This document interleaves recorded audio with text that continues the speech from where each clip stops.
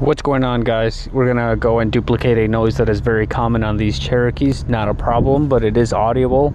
People complain about it and they believe there's a problem, but there isn't. I'm not defending Jeep, I'm just stating that it is a common thing for these Cherokees to produce this noise.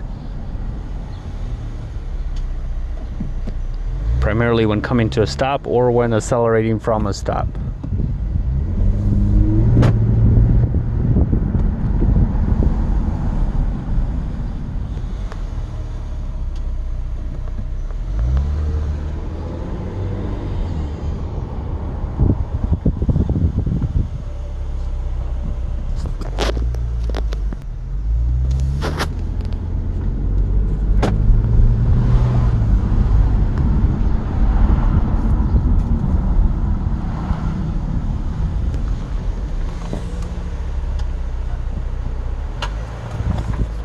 There we go.